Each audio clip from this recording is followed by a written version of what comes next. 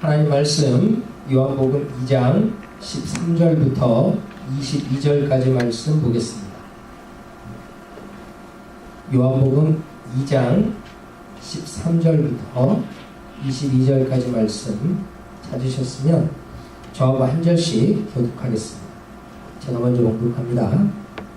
유대인의 유월절이 가까운지라 예수께서 예루살렘으로 올라가셨더니 성전 안에서 소와 양과 비둘기 파는 사람들과 돈 바꾸는 사람들이 앉아 있는 것을 보시고 노끈으로 채찍을 만드사 양이나 소를 다 성전에서 내쫓으시고 돈 바꾸는 사람들의 돈을 쏟으시며 상을 엎으시고 비둘기 파는 사람들에게 이르시되 이것을 여기서 가져가라. 내 아버지의 집으로 장사하는 집을 만들지 말라 하시니 제자들이 성경 말씀에 주의 전을 사모하는 열심이 나를 삼키리라 하는 것을 기억하더라. 이에 유대인들이 대답하여 우습게 말하기를 내가 이런 일을 행하니 무슨 표적을 우리에게 보이겠느냐. 예수께서 대답하여 이르시되 너희가 이 성전을 헐라 내가 사흘 동안에 일으키리라. 유대인들이 이르되 이 성전은 46년 동안에 지었거늘 내가 3일 동안에 일으키느냐 하더라. 그러나 예수는 성전된 자기 육체를 가리켜 말씀하신 것이라. 죽은 자 가운데서 살아나신 후에야 제자들이 이 말씀하신 것을 기억하고 성경과 예수께서 하신 말씀을 믿었더라. 아멘. 옆에 분들하고 한번 인사합시다. 보고 싶었습니다. 보셨습니다.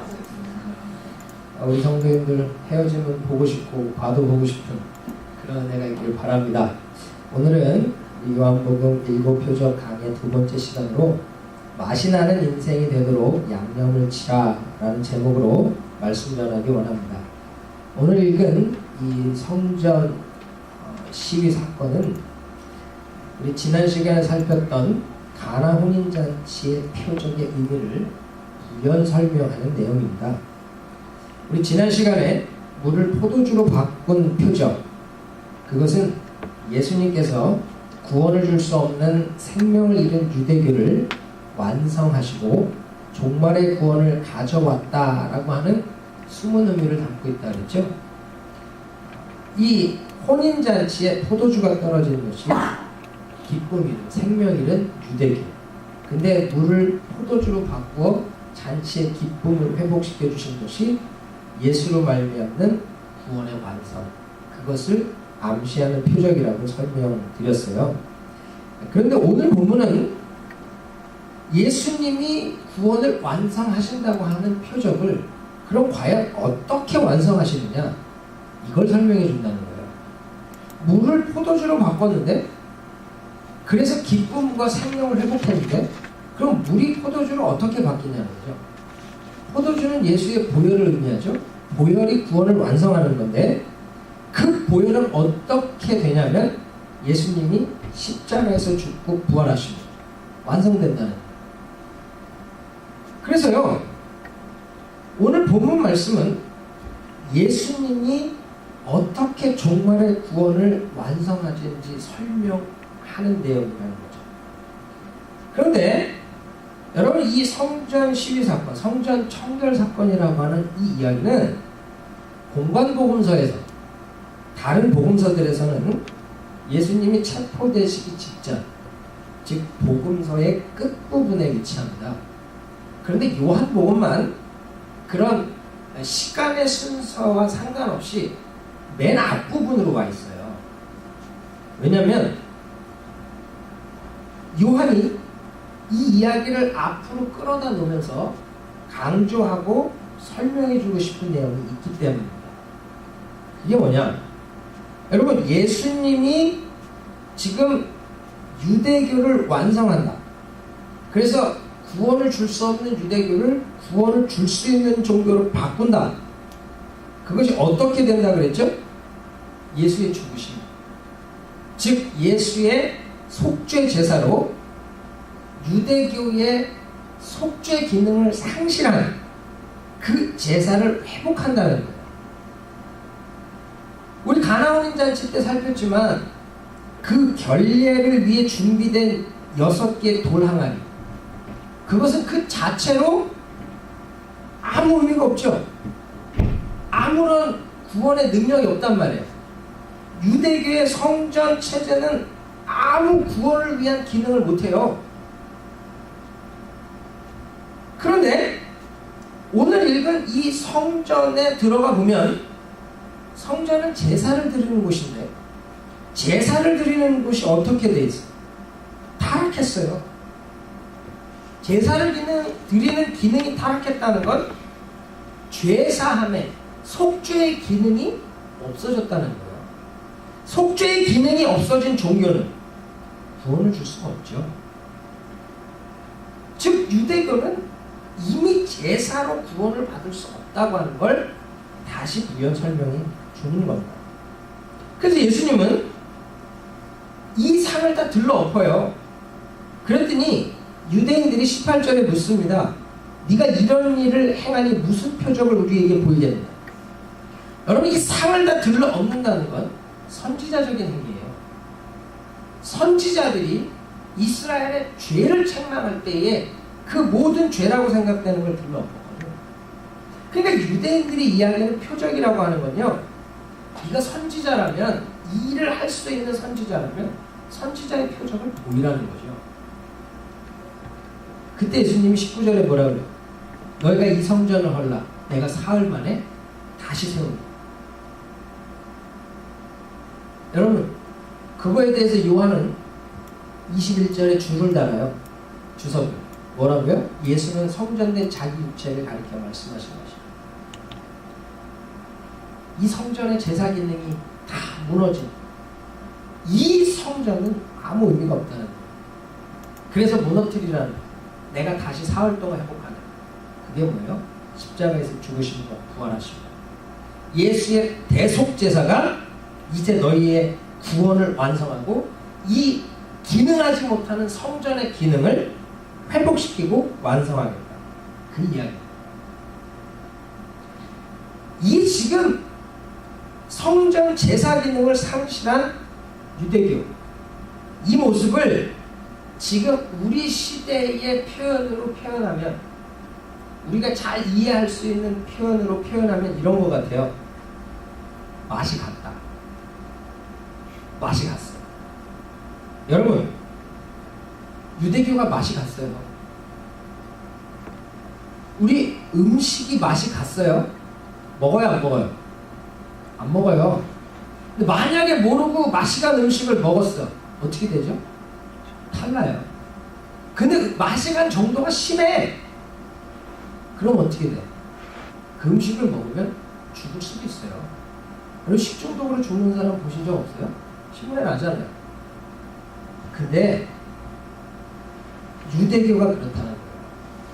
성전에 제사 드리러 가는데 제사의 기능을 상실했다고 하는 건, 죄사함의 기능을 상실했다고 하는 건 하나님과의 사이가 회복될 방법이 없다는 거예요. 그렇다면 그 자리에 가는 건 죽는 거예요.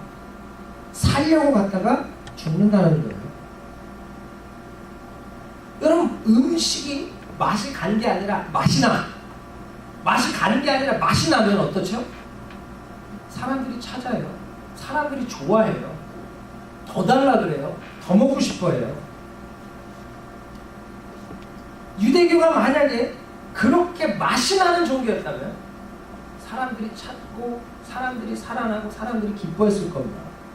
그런데 맛이 갔기 때문에 그 당시에 유대교는 다 함께 죽어가고 있더라는 거죠.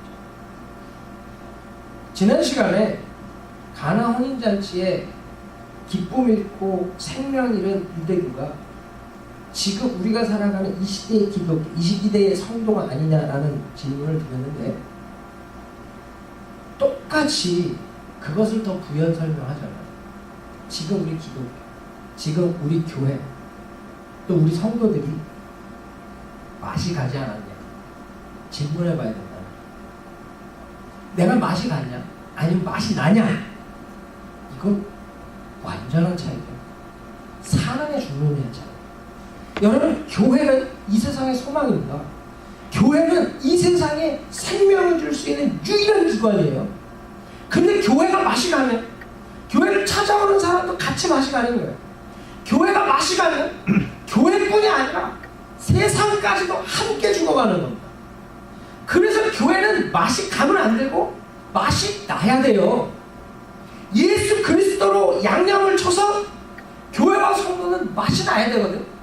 그래서 세상이 교회를 찾고 사람들이 성도들을 찾고, 야 거기 가니까 정말로 살만 나더라, 야 그 사람 만났더니 정말 살만 나더라, 그게 되어져야 되는데 지금 교회가 맛이 가서 세상들은 뭐, 교회 안 가, 아유 거기 가면 더 복잡해, 아우 거기 가서 정말 살 맛이 없어, 그런 소리를 듣고 있지는 않은가. 우리 한번 돌아봐야 된다는 거예요. 여러분, 유대교가 제사 기능이 상실돼서 맛이 갔듯이 교회가 회개하는 그 기능이 상실돼서, 성도가 정말 회개하는 그 기능이 상실돼서 맛이 가고 있지 않은지 돌아봐야 된다. 여러분, 지금 이 성전에는 하나님의 소리가 들리는 것이 아니라 돈소리가 들려요. 돈소리가, 가축을 사고 파는 소리, 성전세를 내는 소리, 수수료를 주고받는 소리, 성전에 하나님 앞에 제사 드리고 예배하는 소리가 들려야 됩니다. 온통 돈소리밖에 안 됩니다.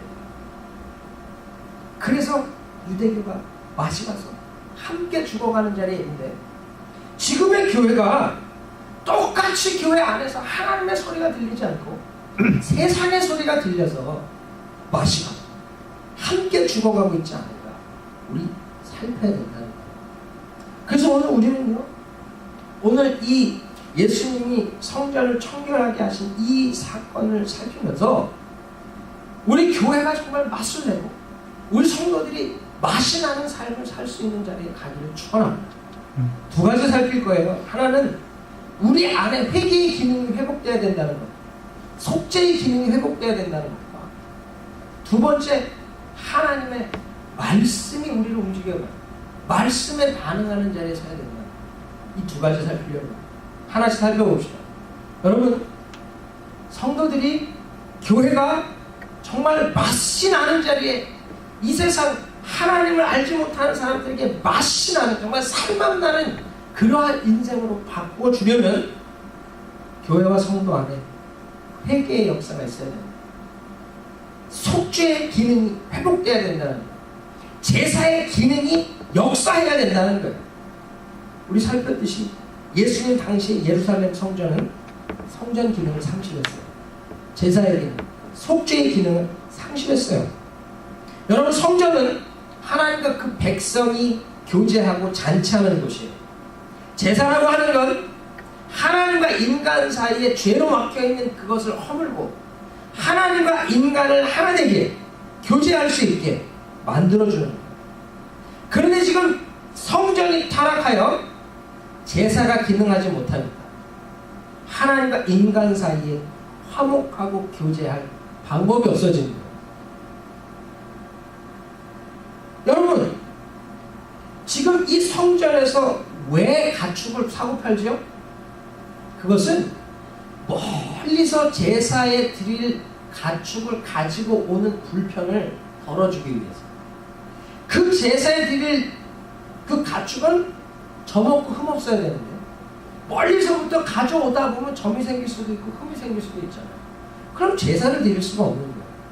그래서 성전에 흠없고 점없는 가축을 준비해 놓고 멀리서 온 사람들이 돈을 주고 그것을 사서 제사 드리게 하기 위해서, 편의를 봐주기 위해서 시작되는 겁니다. 그런데 이것이 타락하기 시작해요. 흠있고 점없는 것을 팔아서 제사 드리고 폭리를 취하기 시작해요. 수수료를 띄고 환전을 하고 그러면서 폭리를 취하기 시작해요. 그 중심에 누가 있어요? 대제사장, 이권 개입을 하기 시작해요. 그러면서 온갖 부정과 부패가 난무하더라는 거죠. 주님은 그것을 참지 못해 엎으시는 거예요. 왜요?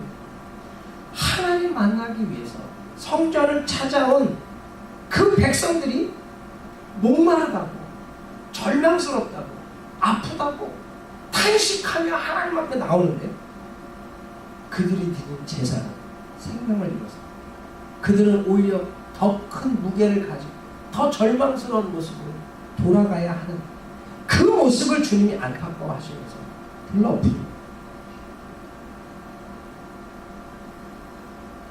여러분, 그런데 지금 예수님이 들러엎으셨던 그 성전의 그 안타까움이 어쩌면 지금 우리가 섬기는 교회, 또 우리가 살아가는 이 시대 교회의 모습은 아닌가 돌아봐야 됩니다. 여러분 한번 생각해 보세요. 내가 교회 와서 하나님, 내가 죄인입니다. 나를 불쌍히 여겨주십시오. 눈물을 흘리며 마음을 찢으며 회개해 본 적이 언제입니까? 제가 지난주에 어떤 모임이 있어서 갔다가 성찬식을 하는데 집사님을 따라온 10살짜리 남자아이 하나가 성찬식에 그 잔과 떡을 받고 울어요. 자기의 죄를 인해 울더라고요. 제가 그 아이를 보면서 얼마나 감동이 있었는지 몰라요. 지금까지 제가 성찬위원으로 섬기면서 그렇게 큰 은혜가 있었던 건 없었던 것 같아요. 10살짜리가 뭐라고 십자가 보면서 가시멜로만 쓰신 주님의 사진을 보면서 울어요. 그 아이를 안아주니까 제 마음, 가슴에 머리를 쳐박고 펑펑 울어요. 그게 정말 교회고, 그게 정말 제사의 기능이고, 그것이 속죄, 회개의 능력인데, 그 어린아이와 같지 않으면 천국 아버지 나라에 들어갈 자가 없다고 했는데, 나는 정말로 내가 그렇게 울어본 적이 언제나. 여러분, 지금 이 제사를 드리는 대제사장과 제사장들부터 타락했죠? 근데 지금 제가 저를 돌아봐도 내가 목사인데, 목사가 되면서 오히려 더 포장하고, 오히려 더 감추려고 그러고, 오히려 더 아닌 척 하면서 내가 하나님 앞에 회개하지 못하는 정말 성전의 기능을 상실한 생명을 잃은 모습은 아닌가 돌아보게 되더라는 거예요. 여러분, 지금 우리가 하나님 앞에 회복해야 될 가장 중요한 신앙의 뿌리는 회개입니다. 믿습니까? 그것이 우리 안에 민감하게 살아있어야 되는데 그게 안 된다. 그래서 맛이 나는 게 아니라 맛이 가고 있는데 나는 내가 맛이 가고 있다고 하는 생각을 못한다는 거죠. 제가 그 아이가 회개하는 모습을 보고 이번 주에 묵상을 하면서 이런 생각이 들었어요. 여러분, 한 10년 전인가? 신문에 났던 건데, 그 돌팔이 의사, 그러니까 면허가 없는, 한의대를 나오지도 않고 무슨 약사 면허가 있는 것도 아닌 이 무면허 돌팔이 의사가 항암 치료제 약을 만들었어요. 그리고 그걸 팔아서 1억 4천만 원 정도의 이익을 얻은 거예요. 그리고 이제 경찰에 잡혀갔는데, 재밌는 거는 거기서부터 시작해요. 경찰에 잡혀간 우리는 보통 그 약 먹고 문제가 났다, 뭐 탈이 났다, 난리가 날 텐데, 오히려 그 약을 사 먹은 사람들이 탄원서를 낸 거예요. 당신들 보기엔 돌팔인데 나 이 사람이 준 약 먹고 낫다고. 한두 사람이 아니라 정말 수많은 사람들이 그 약 먹고 암에서 고침받았다고 탄원서를 내서 경찰이 이걸 기소할 수가 없는 거예요. 진행을 할 수가 없어서 풀어줬어요. 근데 더 황당한, 그 사람이 풀려난 후에 모든 신문사와 경찰에 업무가 마비될 정도의 전화가 오는 거예요. 왜 연락이 올까요? 암병 환자들이 전화해서 그분 연락처 달라고, 그 사람 연락처 달라고 업무를 진행을 못할 만큼 신문사와 경찰서에 전화를 폭주했다고. 제가 그 이야기를 기사로 보면서 그때 무슨 생각했냐면, 왜 이런 일이 벌어질까? 그건 제 생각엔 두 가지였어요. 첫째는 진짜 의사들이 기능을 못하는 거예요. 진짜 의사들이 암을 고치는 약을 만들지 못하고 치료법을 찾아내지 못하니까 가짜가 능력을 발휘하는 거예요. 그러니까 첫 번째 문제는 진짜들에게 있더라고요. 두 번째는 환자들에게 진짜냐 가짜냐, 면허가 있는 의사냐 없느냐, 이것보다 중요한 것이 내 병을 고칠 수 있느냐 없느냐, 이거라는 거예요. 면허가 없고 그게 불법이다. 그걸 먹고 내가 날 수만 있다면 상관없다. 근데 이것이 지금 교회와 성도와 이 기독교 문화 안에도 들어와 있다라는 느낌이 들어요. 우리 뭐로 가도 서울만 가면 된다고 그러잖아요. 근데 바르게 가서 서울을 가야 맞는 건데 뭐로 가도 서울만 가면 되듯이, 뭐 불법이든 뭐든 간에 병만 나면 되듯이, 교회도 정도를 걷지 않아도 부흥만 하면 돼요. 본질을 벗어나도 성도만 많이 모이면 돼요. 이런 식으로 가고 있지 않느냐는 거죠. 얼마 전에 좀 합리적으로 납득되지 않는 한 목회자의 행보가 이슈가 된 적이 있어요. 저는 그것은 무슨 비난하거나 정죄하려는 건 아니고요. 그분이 갑자기 사표를 내고 사라졌어요. 그리고 다시 갑자기 나타나서 개척을 해요. 개척하고 2주 만에 다른 교회 담임 목사로 청빙을 수락해요. 사실 청빙이라고 하는 건 최소한 몇 개월이 걸리는 과정이에요. 그런데 그렇게 진행이 된다고 하는 것이 정상적으로, 이성적으로 납득되기는 어렵습니다. 그래서 뭐 별의별 얘기들이 많은데 그건 뭐 그렇게 한 분들만 아는 거지 뭐 그걸 우리가 알지 못하니까 추측할 뿐이겠죠. 그럼 어쨌든 그곳에 개척할 때 수백 명이 따라 나오고, 또 그분이 청빙을 받고 두 교회를 사역하면서 특별 새벽 기도를 할 때 사람들이 많이 모인대요. 그러면서 그것을 인해서 분노하는 사람도 있고 정죄하는 사람도 있고 말도 많습니다. 그런데요, 저는 그 이야기를 하는 분과 이런 얘기를 했어요. 그분을 탓하기 전에, 거기 모이는 사람들이 이상하다고 말하기 전에, 진짜라고 말하는 목사, 진짜라고 말하는 성도, 진짜라고 말하는 교회, 과연 그들 안에 복음이 복음되게 할 수 있는가, 교회가 교회되게 하고 있는가라는 질문을 해야 되지 않겠냐고. 여러분, 똑같아요. 우리는 그거 좀 이상하지 않냐? 그거 말이 되지 않는다 라고 얘기해도 거기로 찾아간 사람들은 당신들 눈에는 이상하게 보이고 문제가 많아 보여도 나는 그분에게서 은혜를 받는다 이거야. 나는 그분에게서 소망이 생긴다 이야기한다면 누굴 탓하겠어요? 지금의 교회와 지금의 정말로 진리를 외친다고 하는 사람들은 영혼을 살리지 못하고 소망을 주지 못하고 그들 안에 진짜 기쁨과 행복을 주지 못하는데, 우리는 이상하게 보여도 가서 은혜가 된다는데 그럼 누구 잘못이겠냐고, 누굴 탓할 거냐고. 내가 그들에게 소망을 주지 못하는 것, 그것을 인하여 마음을 찢고 회개해야 되는 자리, 그 자리에 서는 것이 먼저 아니겠습니까?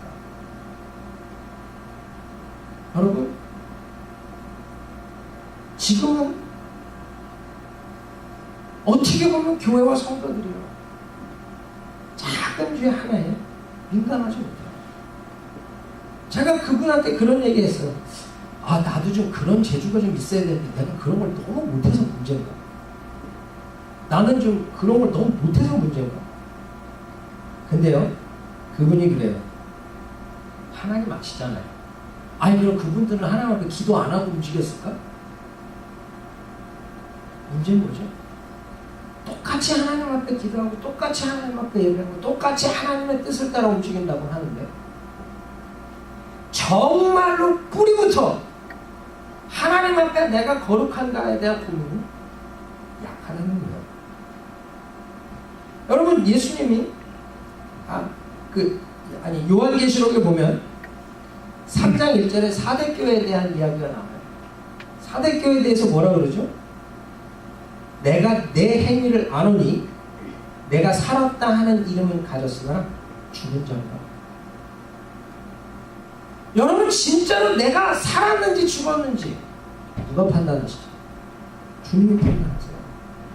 계시록 3장 4절에 보면 그러나 사대에 그 옷을 더럽히지 아니한 자 몇 명이 내게 있어 흰옷을 입고 나와 함께 다니리니 그들은 합당한 자의 연고라.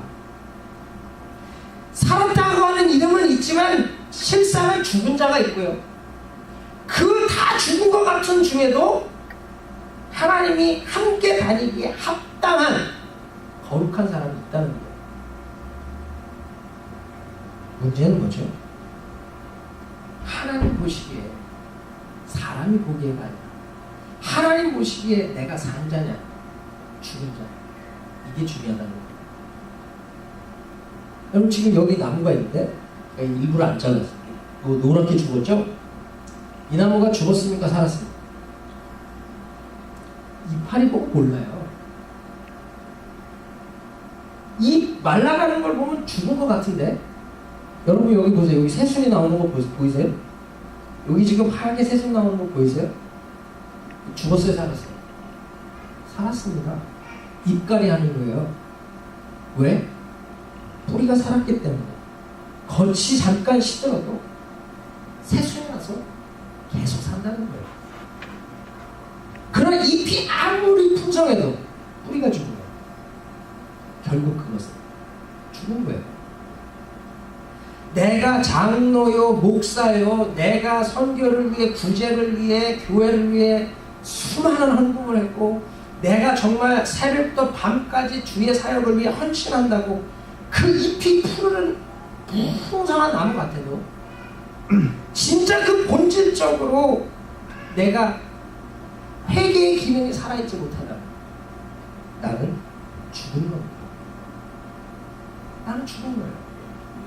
근데 지금 교회와 성도들이, 저도 예외는 아니에요. 진짜로 내가 뿌리가 죽어가고 있고 내가 맛이 가고 있는데 나는 여전히 살았다고 하는 이름을 가져서 산 줄로 착각하고 있지 않은가. 이걸 돌아보며 우리 안에 회개하는 기능, 속죄의 기능, 그래서 거룩해지는 그 자리에 나아가지 않으면 우린 맛을 내는 자리에 설 수 없어요. 예수의 보혈을 의지해서 다시 사는 자리, 다시 살아 역사하는 자리에 가지 않으면 우리는 살았다고 하는 이름을 가졌으나 죽은 자가 되는 거예요. 그러므로 오늘 우리는요, 이 성전을 깨끗게 하시는 이 주님의 안타까운 마음을 정말로 우리가 살피면서, 주님이 나를 향하여 네 안에 이 모든 걸 들러엎어서 내가 네 안에 새롭게 회개의 기능을 살리길 원한다 말씀하신다면, 여러분 그것이 우리를 살리는 길이요, 우리를 회복시키는 길인 줄 믿습니다. 여러분 거기서부터 교회가 사는 거예요. 거기서부터 성도가 사는 거예요. 저와 여러분이 진짜 하나님의 부흥, 하나님의 영광을 소원한다면 우린 다시 회개하는 자리에, 정말로 윤동주 시인이 내가 하늘을 우러러 한 점 부끄러 먹기를 잎새에 이는 바람에도 나는 괴로워했다 말하듯이, 지극히 작은 것 하나에도 민감해하면서 하나님 내가 죄인이다, 나를 불쌍히 여겨주옵소서, 그 고백하는 자리에 나아갈 수 있을 때 내가 정말 뿌리부터 사는 거예요. 교회가 뿌리부터 살아나는 겁니다. 거기서부터 교회는요 맛이 나는 거예요. 그래야 이 세상을 맛이 나게, 그들이 살만 나게 회복시켜낼 수 있는 겁니다. 믿습니까? 여러분 오늘 정말로 이 사건 속에서 우리에게 주시는 음성을 마음에 새기시고, 하나님 내 인생 맛이 나야 되겠습니다. 정말 다시 맛이 나는 인생으로, 그래서 다른 사람을 살리는 인생으로, 그들도 살만 나게 해주는 그런 인생으로 살아갈 수 있도록 회개가 나를 살려주시고 교회를 살려주시고 이 시대를 살릴 수 있도록 은혜 주시옵소서. 그 고백 갖고 돌아갈 수 있는 저와 여러분 되기를 축원합니다. 축원합니다. 두 번째, 교회는요 세상 소리가 아니라 하나님 소리가 들려져야 돼요.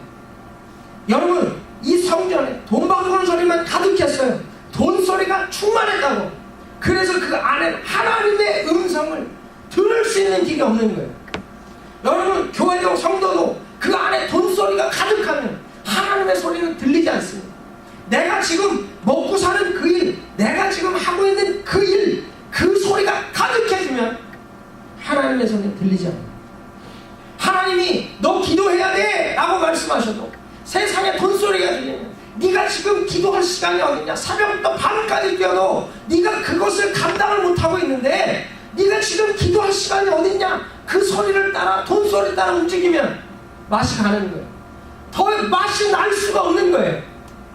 너 지금 말씀 봐야지, 말씀 의지해야지, 말씀이 너의 힘이야, 말씀이 너의 능력이야. 그 하나님이 정말로 그렇게 음성을 들려주셔도 네가 지금 큐티할 시간이 어딨냐, 네가 지금 말씀 읽을 시간이 어딨냐, 말씀 붙들고 의지할 시간이 어딨냐, 사람 찾아가야지, 너 저 사람을 붙들어야지, 저 사람한테 가서 도움 구해야지, 그가 너의 힘이고 그가 너의 도움이야. 그 소리가 들려지면 맛이 가는 거예요. 진짜 그 영혼에 생명의 역사하는 그 그리스도로 말미암는 그 맛은 사라지는 겁니다. 그러면 예수님 당시 성전에 돈소리가 가득하시죠. 지금 교회와 지금 성도들 안에 하나님이 하시는 음성보다 세상의 소리, 돈소리가 더 들린다는 거예요. 여러분, 목사가 드리는 제일 많은 질문 중에 하나가 뭐냐? 목사님 교회는 몇 명이십니까? 그 다음으로 많이 듣는 소리는 목사님 교회는 몇 명이나 늘어났습니다. 그 다음 많이 듣는 거예요. 목사님 교회는 헌금이 얼마나 붙입니까? 그게 기준이에요. 근데 여러분, 본질적으로 생각을 한다면 저는 그래요. 목사님 교회에 회개하고 예수를 영접한 사람이 몇 명입니까? 정말로 회개하고 세례받은 사람이 몇 명입니까? 그걸 물어야 되죠. 그런데 지금은 예수를 영접하고 구원받은 자의 수가 날마다 더해갔다는 초대교회 같이 그 예수를 믿고 거듭난 자의 수를 묻는 사람이 없어요. 성도가 몇 명이냐, 얼마나 모이냐, 그거예요. 여러분, 정말 목사님 교회가 하나님 임재가 있습니까? 목사님 교회 성도들이 그 은혜로 인하여 기쁩니까? 이걸 묻는 사람이 없어요. 왜? 세상의 기준, 세상의 가치가 교회를 이끌고 교회를 지배하기 때문이에요. 근데 우리는요, 달라져야 되는 줄 믿습니다. 우리가 정말 하나님의 음성을 듣는다면 우리는 성도가 늘어나느냐? 그게 아니라 본질적으로 예수 믿고 거듭난 자의 수가 몇 명이냐? 예수를 믿는 자의 수가 날마다 더해간다라고 하는 말씀이 이루어지고 있느냐? 여기에 반응해야 되는 줄 믿습니다. 지금 우리가 반응해야 되는 건 그거라는 거예요. 교회의 본질은 영혼 구원이요, 교회의 본질은 하나님의 영광입니다. 그런데 지금 교회가 파킹낫이 잘 돼 있냐, 교육부가 잘 돼 있냐, 교회보다 교회를 꾸미고 있고 교회의 부설시설들이 더 중요해지는 시대로 가고 있다는 거예요. 그것도 중요합니다. 필요 없다는 게 아니에요. 그러나 정말 본질적으로는 하나님이 하시는 말씀에 반응하느냐, 이거라는 거죠. 정말로 내가 듣기 좋은 소리를 듣기 원하느냐, 하나님이 듣기 원하는 소리를 듣고 싶은 거냐, 이거라는 거예요. 제가 강연 설교를 합니다. 잘해서도 아니고 실력이 있어서도 아니에요. 다만 제가 범할 수 있는 오류를 피하기 위해서요. 지금 리더십 강의를 할 수도 있고, 지금 교육 강의를 할 수도 있고, 경제 강의를 할 수도 있고, 또 경영 강의를 할 수도 있어요. 제가 필요한 말씀을 떼어다 치유의 강의, 어떤 위로의 강의도 할 수도 있어요. 그런데 정말 중요한 것은 말씀이잖아요. 그래서 성경이 무슨 말을 하느냐에 대한 강의와 그 성경이 하는 말과 지금 우리의 삶을 연결하는 것, 그게 저의 고민이에요. 그래서 강의를 합니다. 오늘도 이 말씀 속에서 우리에게 하시는 하나님의 음성을 듣고자 애쓰는 거예요. 안 들리면 들릴 때까지, 성경이 이해가 안 되고 말씀이 준비가 안 되면 그것이 될 때까지 하나님 앞에 엎드리고 책을 뒤지고 그 하나님의 은혜 앞에 서는 거예요. 제가 들을 수 있어요. 전할 수 있습니다. 분명 여러분, 지금 하나님 저와 여러분에게 말씀하십니다. 너희들 회개를 통하여 뿌리부터 살아나라고. 우리가 이 말씀에 귀를 기울이면 우리 인생, 우리 교회 맛이 나는 자리로 변화될 줄 믿습니다. 정말 그 하나님의 소리가 교회 안에 풍성할 때에 부족함이 좀 있고 또 연약함이 좀 있고 여러 가지 마음에 안 드는 것들이 있다 할지라도 그 하나님의 말씀이 이끄는 대로 순종하며 마음을 합하여 나가면 더 좋은 교회, 더 영광스러운 교회를 함께 만들어갑니다. 정말 이 자리에 차고 찾아 나오는 이들을 살리며 또 나아가 그들을 살리며 살만 나는 인생으로 바꿔가게 되는 줄 믿습니다. 여러분, 지금 우리는요, 교회 안에서 하나님의 소리에 그 세미한 음성에 귀 기울여야 되고 그 말씀이 나를 살리는 거예요. 그 말씀이 나를 복되게 바꾸는 거예요. 여러분, 교회 안에서 세상의 소리가 가득한 정말 그런 교회 되지 않아요. 여러분 자체가 성전이잖아요. 여러분 안에도 세상이 하는 소리가 가득한 것이야. 정말 돈 소리가 아니라 하나님의 소리가 가득해서 그 하나님의 소리를 따라 순종하며 움직여지며 주의 영광을 보며 저와 여러분 되기를 축원합니다. 말씀 맺겠습니다. 주님은 안타까운 심정으로 성전에 장사하는 이들의 삶을 불러주셨어요. 어쩌면 지금 하나님은 저를 통해서 여러분의 마음을 별로 얻고 계시는지 모르겠어요. 회개라고 하는 말 정말 불편할 수도 있고 부담스러울 수도 있어요. 그러나 정말 주님이 우리 안에 그것을 엎어주시는 날, 그것이 은혜인 줄 믿습니다. 저와 여러분 죄의 민감에서 하나님 나를 불쌍히 여겨달라고 그 간절한 기도, 정말 소재, 고운 밀가루, 그 지극히 작은 죄까지도 바라보라고 하는 그 하나님의 뜻을 분별한다. 우리 하나님 회개하고 뿌리부터 살아나는 저와 여러분에게 축원합니다. 그 회개가 우리를 살려요. 그 회개가 우리 교회를 살려요. 세상을 살리고 세상을 살만나게 바꾸는 거룩한 사명을 감당하는 줄 믿습니다. 여러분, 교회 안에, 성전인 우리 안에 세상에서 돈소리가 왕왕대면 안 돼요. 우린 그 소리 따라 움직이면 안 돼요. 하나님의 소리를 따라 움직이고 하나님의 소리를 충만하게 만들어야 되는 줄 믿습니다. 그 음성이 우리를 살리는 거예요.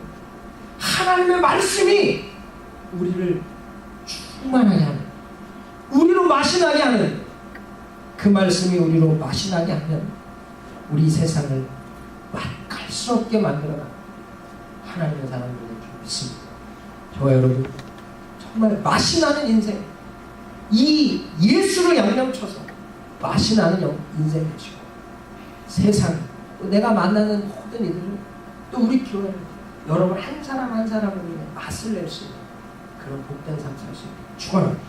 기도하겠습니다. 우리 하나님 앞에 같이 한번 기도합시다. 회개하고 싶지 않은 사람은 없을 겁니다.